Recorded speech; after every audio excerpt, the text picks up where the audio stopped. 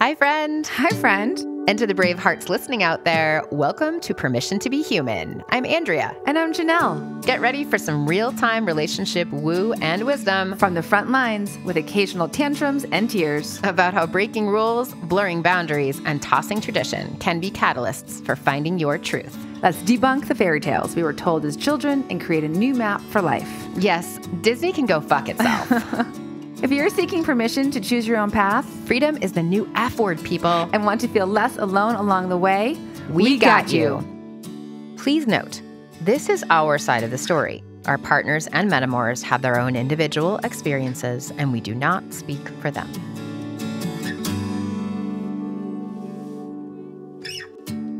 Hi, brave hearts. It's Janelle. And it's Andrea. And I just said, here's to loose scripts. What does that mean? It just means we have kind of a loose script today. Sometimes I like to have things more nailed down. And, okay, I always want things to be more nailed down. But it's nice to just be like, okay, we're just going to talk about this today. Because we do like to have this conversational podcast. And today we're going to be talking about giving ourselves permission in small ways that lead to slightly bigger ways, that lead to even bigger ways, that lead to monumental changes in our life. And we have this idea, came from an executive coach friend asked me, what are two things you could do that would have the most positive impact on your life right now? And these can be big things or small things, but the idea is that they are tangible and could happen immediately. But really, this is about permission. This is the name of our podcast. So, we're already doing these things, but sometimes you have to dial it back and be like, oh, it doesn't have to be something big. So what was different when she asked you this question that felt different than just giving yourself permission?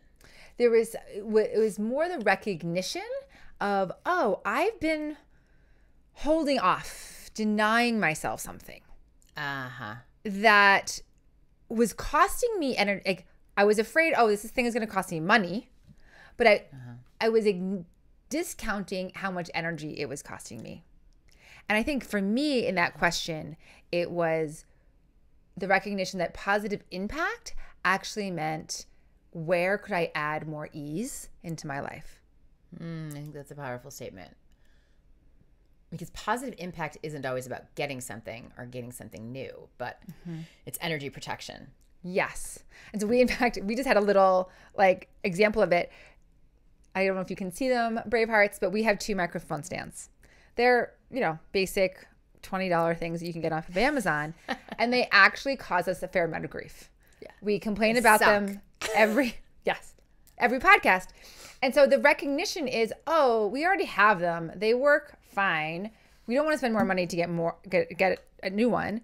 And yet, are we actually causing ourselves more negative energy, like a negative impact by keeping them versus, a positive impact on our lives? If we never mentioned microphone stands again, right, would be to spend $30 to get a new microphone stand.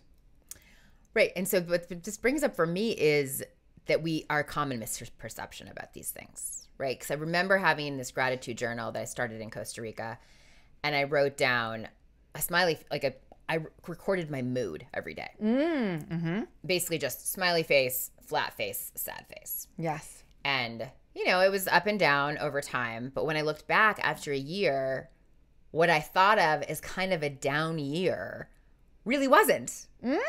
Because I remembered it wrong, because our memories are not that great, right? And so what happened was that, I did have these down times, but then I also had plenty of up times as well, and actually more of them. Oh, this is so fascinating because I am willing to bet that my tendency would to remember everything is positive. Yeah, of course. Shocking, right? You're like, what? That was totally fine. Right. Great. And I've totally blocked out all the times that were totally shitty. Interesting. Yes. Yeah. And let's just be clear that we don't always have this. It might be very different depending on if you're talking about a party or you're talking about a year or how much grief a microphone gives you or whatever. But I think in either way, our memory is a little bit deceptive. Like, it's not showing us the clear picture all the time. So it might be a great idea to write down, like, wow, what is something where my energy is leaking? And think, okay, how much time did I spend on that today? Was it 30 seconds? Was it 5 minutes? Was it half an hour? And start tallying that up and then looking back and be like, oh, yeah, you know, I spent, what's a good example? Like I lost 2 hours of sleep on the plane today because I don't have one of those fucking pillows for the plane, right? And I like, every time I'm at the airport, I'm always like, no, I don't want to spend $42 on that. But like, over time, I've accumulated so much time where I could have slept. Right. And haven't. Yes. How much more would that benefit my life when I'm getting to my destination? Yes. It just is something I thought about recently. Yep. And I've been traveling more recently, and I didn't get one, and I didn't get one, and I didn't get one, and I just bought one. Congratulations for giving yourself permission. So there's some kind of a misperception here. So what did you do when your friend asked you this? So something, what was your move? So something that I had been thinking about was like, oh, my computer is on its last legs. It's 7 years old. It's been so great to me. And yeah, you had it when I met you. Yes. It was like your token different item, you know? I love it. Right. Cause I'm a PC person. And anyway, but like it's on its last legs. But I've been like squeezing by with it. And then also my battery on my iPhone is the type that, you know, it's going along and then suddenly it like dies, right? It's like so quick to dissipate. And so what I did, and I've been thinking about it, been like, oh, it's fine. But like complaining and bitching and like waiting for the computers to start and not start. And is it going to start? And so I bought a new computer and I replaced it. I went to the you break it, I fix it place. Totally. And got a new battery on my iPhone. Yeah. Great. And a lot of pain that is preventing you from having. Yes. Right. Yeah. They're both brand new. This is the first time I'm using it. I just got the iPhone battery 2 days ago. Yeah. And then the computer just arrived today. So it is still new, but it's the idea of, oh, my life should run more easily now because the two pieces of technology that I use all of the time, like every 20 minutes. Every 5 minutes of your day. Yeah. Right. Should actually now be in more ease. Yeah. This is a conversation I had with my daughter recently. I'm like, don't you want a dresser? She's like, meh, I don't need one. But her clothing is like a mess. And she's like, I just don't want to deal with it. It's fine. You know, I just want to. And I was like, but why don't you want to make the, you know, so I was arguing with her about this. Doesn't matter, whatever. But she's like, Mom, you've had this shitty iPhone for like 2 years. And you keep going back to you break it, I fix it, wasting money on it because I don't want to deal with the hassle of getting a new iPhone, picking it out, making the transfer. And so I was just putting it off. And I use it I use it every 5 minutes of my day. And I can't get in because I don't have the face recognition. And, you know, the button doesn't work anymore. There's all sorts of things that don't work about it. So I was doing the same thing. She pointed out. Yes. Totally the same thing. Your daughter is so good for that. So I know this feels like mundane conversation, but this is like what makes our days move easy. Yeah. And I think we're pointing out the ways that we actually make our lives more difficult. Yeah. So bravo. You just did that. Yeah. You just made 2 big decisions there. So in what small way, Bravehearts, can you give yourself permission to make your life easier? I think that's the big question there. And so we're just going to tell you today, like, where we, like, how in small ways we've given ourselves permission to do things and just how big the range is on this permission list. And the permission list. And this was also just a really interesting exercise. Oh, yeah. To recognize, oh, here's something that I didn't used to do and I'm doing now. And yes. I'm going to sneeze. Hold on.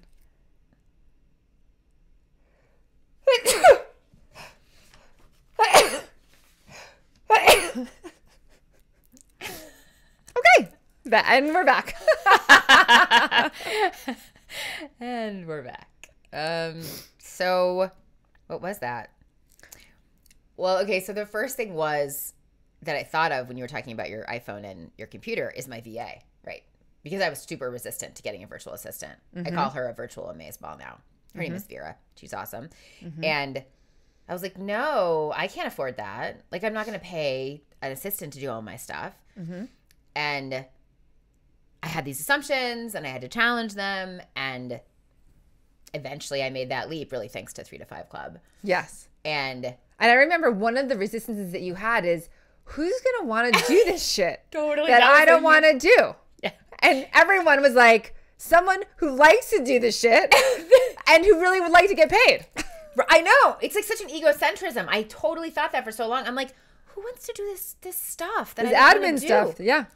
And yeah, I get so many responses from people who wanted to do it. It was just such a box I was living in, a tunnel vision I had about it. Anyway, I also had to release control of my schedule, and I'm always getting in my soapbox about VAs with my clients. So that's one thing I gave myself permission to do. So other things are like not keep my kitchen floor as clean as my mom would. Right? Like, this is kind of just like, nope, I'm not spending time doing that. Like, there are writers who have written books, I think Anne Lamott and Elizabeth Gilbert talk about, like, just let the dust bunnies be under the bed and do your writing instead. Oh, right. Right. But it's tough. I got to tell you, because I go to my mom's house, I go to my mother-in-law's house, I go to my sister-in-law's house. Oh, their houses are all cleaner than mine. Like, mine's not dirty, but it's just not deep cleaned on a regular basis. And I definitely am like, I don't really like that. but I definitely would rather be writing or drawing or dancing or singing than cleaning my house. And so, meh. Oh, well. Yeah. Good job. Giving yourself permission. Right. Yeah. Okay. That's one. So for me, one of mine. We're going back and forth. Okay, great. I just decided that felt good. Yeah, great. I'm giving myself permission to consider how I feel as the most important metric. Not how much something costs, now how long it takes. It's how does it make me feel? Now, I'm not perfect at this permission slip, but I try to keep it in mind. Yeah, no, this just makes me laugh. Like, how are you doing that? Like, what the fuck? That's... Yeah, we'd all like to do that. That sounds like a fucking fantasy. No, I'm here to report. It's not a fantasy. It's actually like a practice. It's a practice. Okay, so give me an example, a couple of examples. Okay.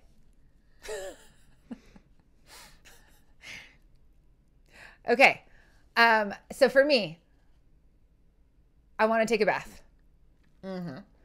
And getting in the bathtub makes me feel it's just something about it. It's like grounding and like is useful. It's just like it's good for my soul. And if I was to, so sometimes in the bathtub for like 2 hours, sometimes 3 hours.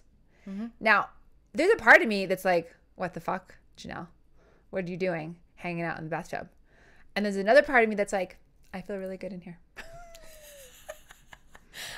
I'm gonna film you in the bathtub. Yes, we're gonna record our podcast in the bathtub one day. It is like the more I'm like, how are we friends? Right? Not really, but yes, that's amazing. If the bathtub is good for you, but I know you sometimes take 3 baths a day. You told me that once. No, that was a special occasion. Okay, and it was in 24 hours. It was like two in one day. I'm totally okay with not doing anything, but like I don't like taking baths at all. Yeah. But okay, so you give yourself permission to take a bath, and that you feel like taking a bath, even though it goes against what logic. Yeah, or productivity. Even though I sometimes work in the bathtub, but the idea is, I need this. Like this is gonna. Yeah. I'm gonna feel better if I do this. Makes sense. Okay. That is based on feelings. So can we just break this down a little bit? Would you say there's emotions versus like feeling like in your body, healthy, like this feels good for me versus like, oh, I don't want to do the dishes. I don't feel like doing the dishes. Okay, I'm just not going to do the dishes. But if I did that every day, then there would be no dishes done in my house. Right? Yes. But okay. So that's let me just pause. Let me think about that for a second. Just it's a discernment, really.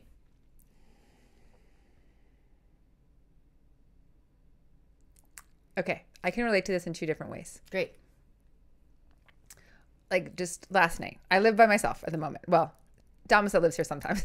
but we're not often here together. So it's usually just my dishes that are in the sink. And so I could just go to bed and wake up and do them in the morning.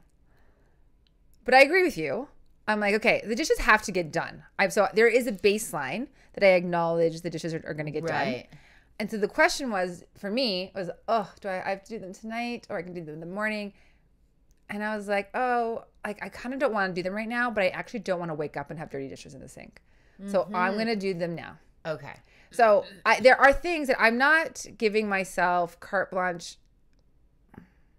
The dishes, I think, are a good example because actually I feel better when my house is clean of dirty dishes. So even if I don't like to do the dishes per se, I like having a clean sink. Yeah. Great. So to me, you're just discerning between the feelings. Yes. The feeling you don't want to do it now is the feeling of having to do it in the morning is much worse. Right. So great. And ultimately, the feeling of having them done that I have after it's all done is the best. Yeah. Okay. Awesome. No, I think that's helpful. All right. Let's see what's next. How about sing in a choir without a really good voice? We both did that. We both did do that. Oh, here's a Dwight one. Yeah. We both decided it was okay to join a choir, but you really did it first. Mm-hmm. I did it, and I did it. I had a psychic tell me that I needed to work on my throat chakra, and she gave me some suggestions how. Mm-hmm. One of them was to take singing lessons, and I did with Kathleen, who is the leader of this choir. And after I took those singing lessons, she actually started a choir after that, and then I was like, okay, I think I can do that too. Yeah, exactly. Kathleen Hooper, lead singer of Lady. Was the theme on our podcast, theme song. Okay, great. And then you told me about it, and then I was like, I want to sing. That sounds so amazing. And now I'm part of the choir. And like my voice is okay. Like it's fine. Mm-hmm. It's not horrible. It's not amazing. It's just okay. But I don't have to sing a solo. I'm singing with other people. It brings me lots of joy. So much. It brings you so much joy. Yeah. It also brought me joy. I'm not in it anymore. And it is the recognition that, I thought I had to have a great voice to be able to sing. Turns out, no. You can have just an okay voice. Yeah. And sing. And you could actually have a bad voice and still sing in a choir. Yeah, for sure. And you can get coached along the way, or you can do a small part. So yeah, there's lots of great things there. All right, let's see. I think a lot of like looking at mine, I'm like, oh yeah. Mine are just all about these rules I thought I had to follow growing up. Yeah. So now there's a fashion one that is just killing me. And I'm trying to figure it out and also go my own way, but it's something I'm like grappling with. And it's wearing sneakers with any outfit. I know this is first world issues here. Like this is really true. When I was growing up, I'm like, sneakers are for fucking working out, people. What are you doing? Like, like I did not think it looked good with any outfit. I was just, and then as I've become an adult, I'm just like, okay, well, like I just don't care about sneakers. They're not my thing, right? So now I wear them when I work out, and I never wear them any other time. And now everyone has sneakers on, and my daughter's like, so are you gonna get some sneakers? Like, I'm like, why would I do that? I'm like, my toes in the summer are sweaty. Why would you cover up your toes? I would just want to wear my flip-flops.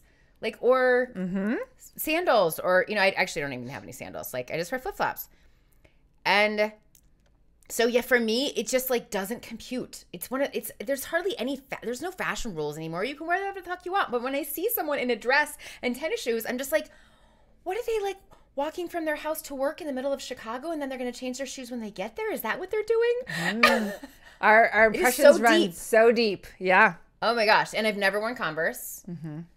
But of course, yeah, my daughter has like Dunks and Blazers and Converse. And I mean, sneakers have been on the rise for 2 decades. Yes. Like, they're very, very trendy, very popular. Yeah, this is not a new trend. No, not at all. Of course, I'm totally I'm way behind. I don't care. But I've seen it forever, and I've just been like, no, this is not for me. It's not my thing, which is fine. Like, I definitely don't adopt every trend at all. But there was something my daughter said that was like, oh, I want to be able to how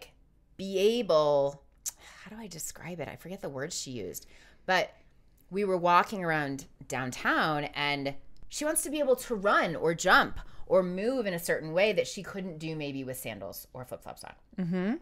And I was like, oh, okay, it's like a capability feeling, which helped me understand it more, I think.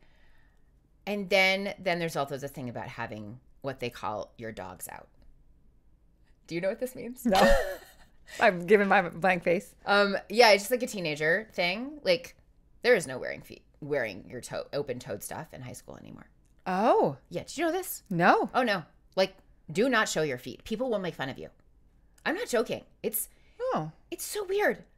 Because everyone's wearing these, Sneakers. super expensive, by the way. Like, we're talking like yes, $80 to $300 sneakers.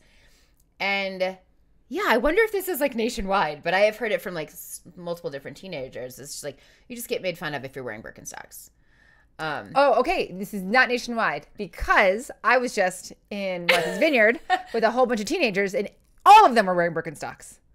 Interesting. Yeah, maybe it's a summer like pool versus school thing though, right? Like they're wearing it to the pool, but they're not wearing it to school. But anyway, the point is, it doesn't matter. I'm giving myself permission to wear tennis shoes with anything, and seeing how it feels, and I'm also giving myself permission to wear flip flops whenever I want. So I think this is really just about adopting trends versus rejecting them, and kind of just getting over rules in your head. I mean, it's obviously very like small. It's like the rule that's coming up. I don't know if you still have it on here.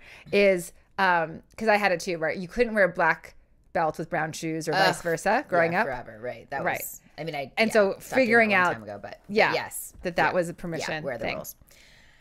Anyway, so that's our that's our trendy fashion break.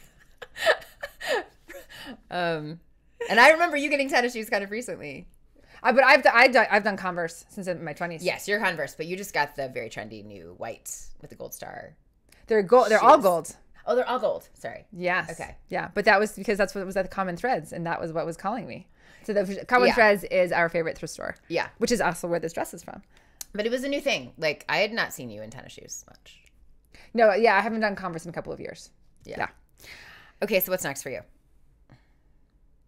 Okay, a big permission thing for me was, or is in the moment, is that I'm not working out. I stopped with my trainer, who I was doing like small group classes with I stopped in February. So since March, and I've been waiting for my body to tell me what activity it wants to do. And I'm an athlete. I played volleyball in college. I raced mountain bikes. I have like used my body. I did CrossFit for many, many, many years.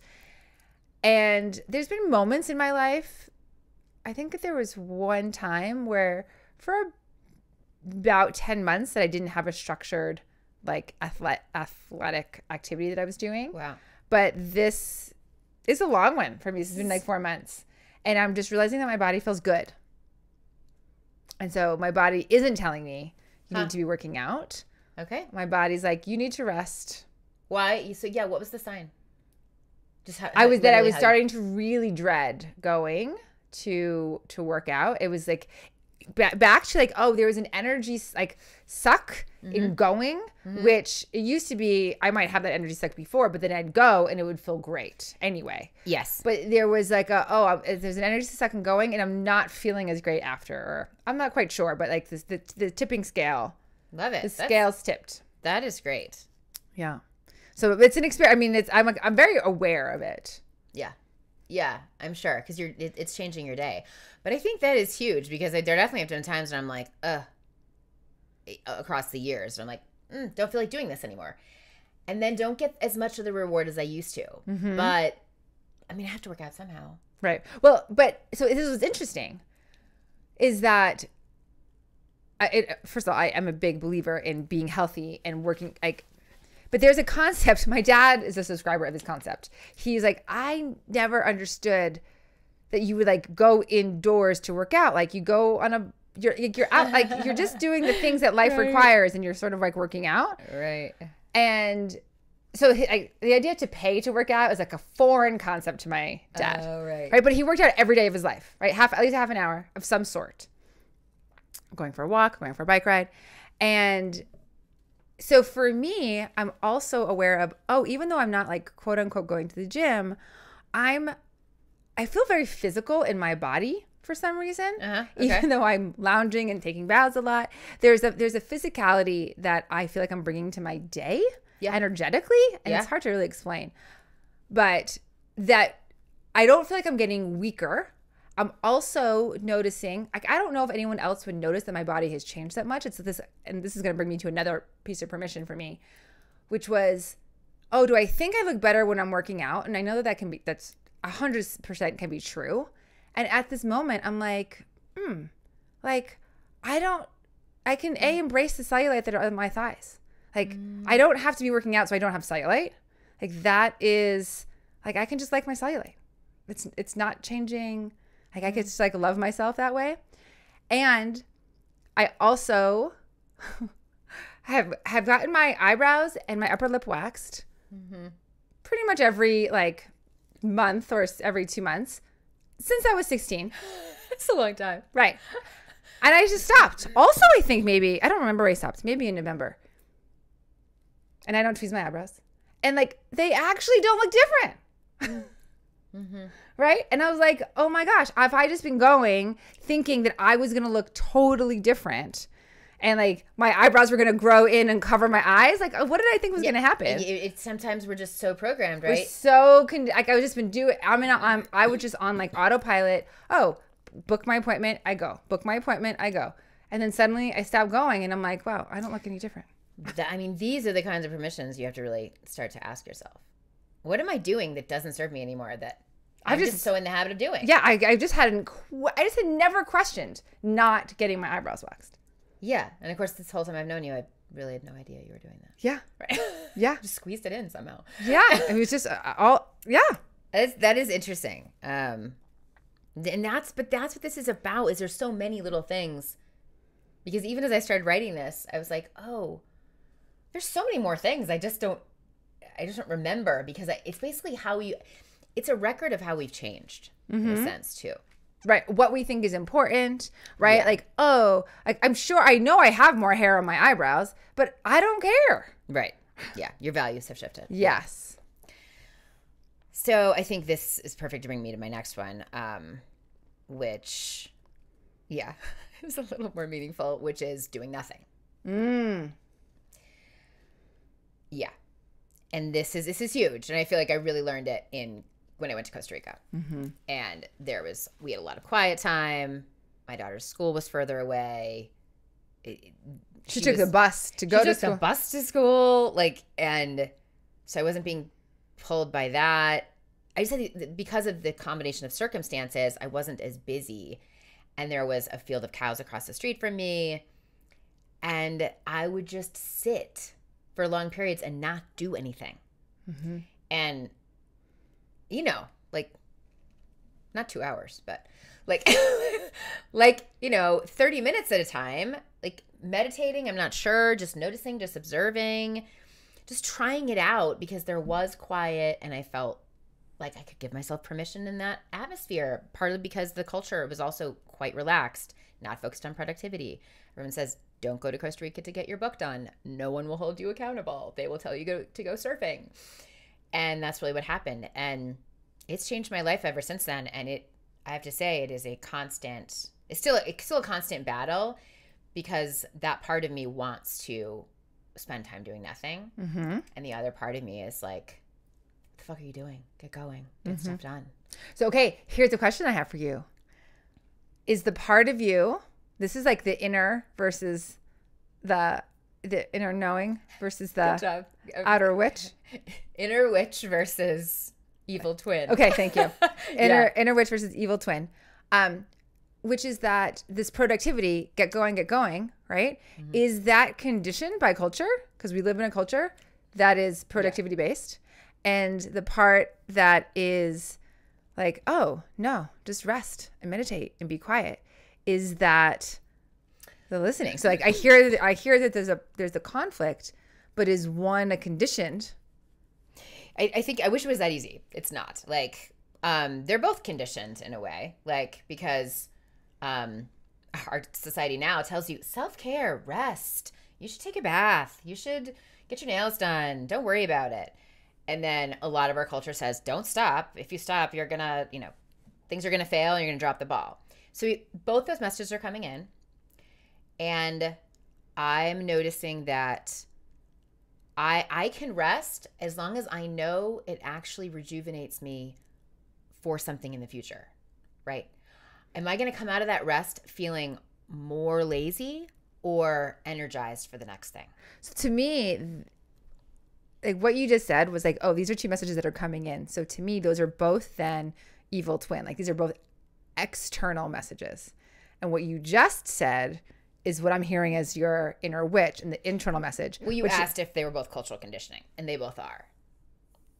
That's the external cultural conditioning. We can go either way. Yeah, but okay, but so so the internal message is you're deciding that rest is important. The internal messaging says rest is important, and but so is productivity. But yeah, and in this way, the rest is important if.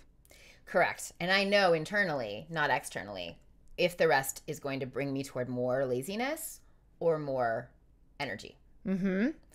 And so it's really about that discernment. This is, it all just keeps coming back to the discernment, because I do like to sit around more. And at some point I'm sitting around too much and I have to get going, right? And that's true too. Mm-hmm. Yeah. So it's just about balancing that out. And I think I know inherently, as you were describing the physical, I know when I haven't ran in more than 3 days or 4 days, I start to just like, I'm irritable and there's something off. Mm-hmm. And that's when I know I need to go do that again, right? Even if I don't feel like running, because I will feel better after, right? Right. Which is what we described with the working out. So this is really just about listening to those two voices and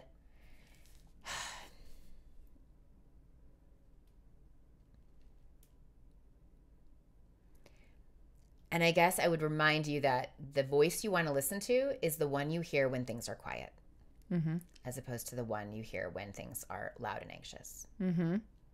Yeah. That's how the footer will go with that. Okay, great. What else you got? Okay, so something else that I'm giving myself permission for is that I now only fly direct, and I don't do overnight flights. So it used to be I would fly the cheapest flight. And that's not true anymore. Interesting. Mm-hmm. Okay. You just always fly the cheapest. And even if it was overnight, you're like, whatever. Sleep or. Yeah.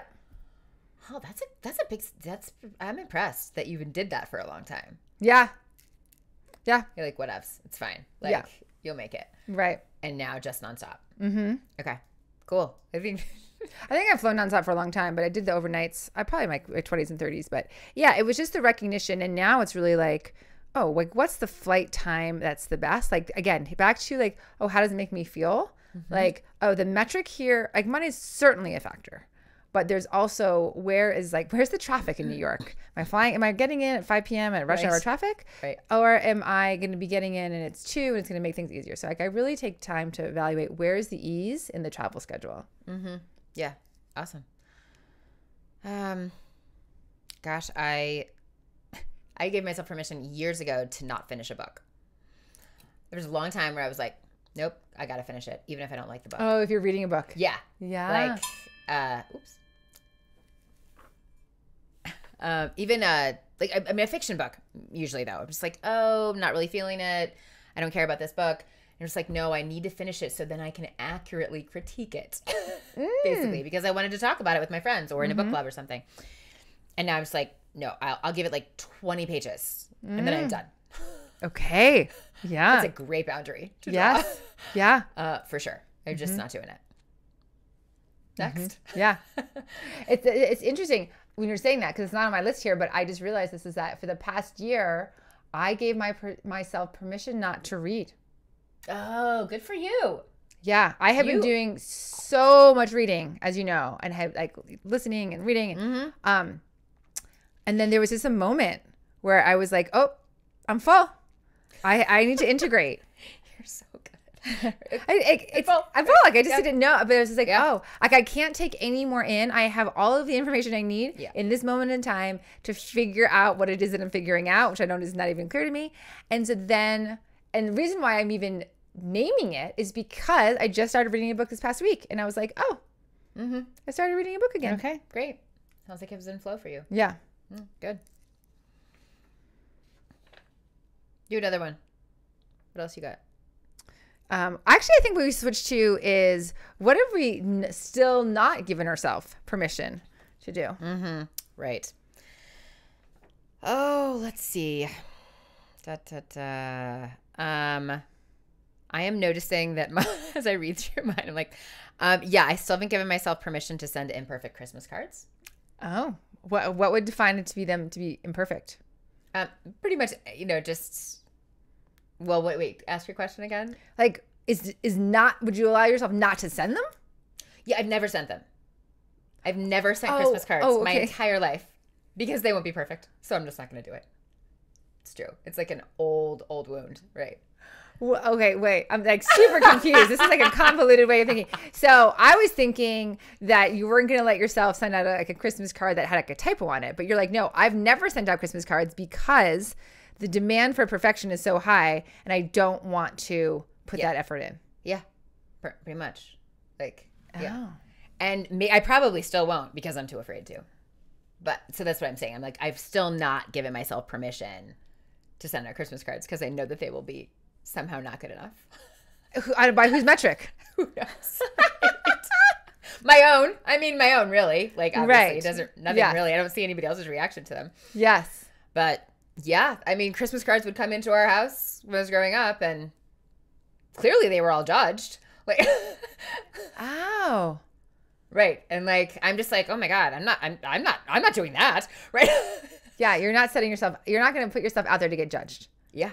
Right. I mean, I don't feel this way about so many things now in my life, but that's an old one that's hard to let go of. Oh my gosh. Everyone who's sending Andrea Christmas cards, clearly. No, I don't even get any Christmas cards. That's the thing. And I'm like, oh my God, that's great. I love them all. I'm not judging them. I'm really not.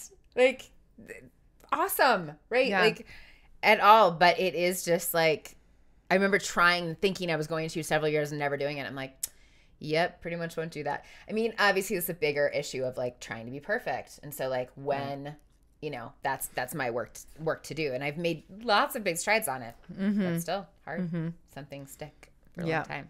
Yeah. Yeah. So go ahead. What's one of yours that you haven't? I would say the two that I have on here are both in a way like self-care related, which is one, I haven't given myself permission to get fancy sheets. And I know what sheets I would buy, and like I know exactly how they feel, and like I know them, and I haven't allowed myself to do that yet. And then it's always curious, like why there? Why have I stopped there? Because as we know, I've invested money on all sorts of other things. Very curious. It's like yeah. So this is where the permission is like when you're examining yourself, and you're like, oh, where is there a block? Why is there a block there versus something else? No idea. Yeah. And then the other one I would say is like have fresh flowers delivered when I'm home. Oh, yeah. But I know you get to do that for yourself. I do. Yeah, and I get it as a gift from my family. And oh my gosh, flowers make me so happy to be in the house. That is definitely a little, and it's it feels like a luxury. It's, it's definitely expensive, and they don't always last the whole month, of course. But it's like bringing a little bit of the outside in too for me, which is really important, especially because I think I go through phases of not getting enough nature. I think I've heard you mention that too. Like wish you'd be outside more. Right. And I would also say that when I've had for different events here, I've asked people to bring a bouquet of flowers. So then there's been times where there's like 8 bouquets of flowers here, and it feels so great. Yeah, absolutely. Right. And I'm just going to talk about then what haven't I given myself permission to do? More vulnerability. This should be fun. Is as I wrote up all of these, the stuff that I haven't given myself permission to do, it all has to do with spending money. All of it. I mean, literally, like all the things that I want to do. No, that's too expensive. So I think it's worth just mentioning that, like breaking down where that. Because I think a lot of people that, then that's come up obviously in this conversation too. You're like, oh, the sheets. Oh, we've talked about it before. Your massages, the clothes. Just so I hear it again. Yeah. So you're saying the things that you still have not given yourself permission to do have to do with money. Correct. Okay. Because there's other things that we've given ourselves permission to do that don't have to do with money. Yeah, and both, of course. I mean, eventually I bought the travel pillow so that I could sleep on the planes, right?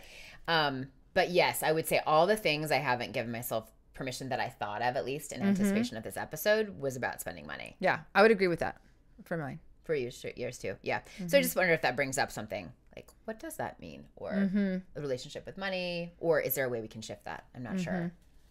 And even as I just pointed out, the relationship with money, it's not even consistent, right? Because I am in debt and I'm still spending money on certain things. Someone else, right? And I'm like, oh, this is in alignment. And for whatever reason, the sheets and towels are two areas. And I'm like, oh, they're not in alignment for me to buy expensive ones, which is why I was so grateful when my friend Gabby bought me really nice towels for my birthday. Yeah, Gabby. And so I told someone I got to receive a gift of that too. So anyway, I think like what we now then have to say is, okay, is there something that Bravehearts that you have not given yourself permission to do, and how can they get there? Like what's the journey in getting from no permission to a permission slip? Well, I think maybe this is homework. Write down a list. Do what we just did. I mean, this is what we wrote this down. Yeah. Write a list down of all the ways you've given yourself permission, AKA small ways that you have broken a societal norm. Yep. And that societal norm like pertains to yourself. And then where else haven't you given yourself permission? Yeah. So really just like, and then bringing the awareness to it. And then that allows with the awareness to bring the question of like, oh, can I give myself permission to this thing that I thought that I couldn't? Yeah. And I think this just has such a wide range. Like I keep thinking of other situations as we've been talking. Like I have a friend who was like, oh my gosh, we've been going on vacation with my sister for like 15 years because that's what we do every year. And I just feel like I have to do it. And I'm just like, well, what if you gave yourself permission to go on vacation with just your family? And she's like, oh, we can't, but she's like, but wait, why can't I do that? So this is just, it's such a random thing like that that comes up. And I do think when you give yourself those small permissions, they lead to bigger permissions. And I do think that like as the stepping stone is the reason why we're still doing something is simply because we haven't thought about it. Right? Like with the whole like waxing and like I was like, oh, I've just been doing the thing. I've just been doing a thing since I was 16 and I have not reflected on it again. I think when we do reflect on it in our lives, we make different decisions. So this is where the stepping stone is like, oh, give yourself a chance to reflect and you might come up with a different answer than you did the last time you thought about it consciously. Yeah. And as you say that, it's interesting because as I'm like, I think it's it's that, and then it's what were you ingrained with culturally that you were told, or family and or you're religion. still looking at it and you're like, nope, I still have to do that. Nope, I still have to do that. What is it about? Is it about the way you look, the way you parent, the way you marriage, the way you succeed, the way you garden, the way you walk, like the way you dream? Yeah. Right. You had one of those this morning. So that's your homework. We love you. Yes. Get vulnerable, give yourself permission. And the whole idea here is that someone told you something. It could have been a parent, it could have been a sister, it could have been a sibling, whatever. Like they weren't mad. They didn't have bad intentions, right? But they were taught something too. And so somehow you've been taught something that maybe when you get quiet, you go inside and you listen, you're like, oh, that's actually not my truth. Woo, mic drop. See you later. Love you. Bye. Do you need permission to be human? You got it. Listen, subscribe, and review on Apple, Spotify, or wherever you get your podcasts. Learn more about us at permissiontobehuman.live.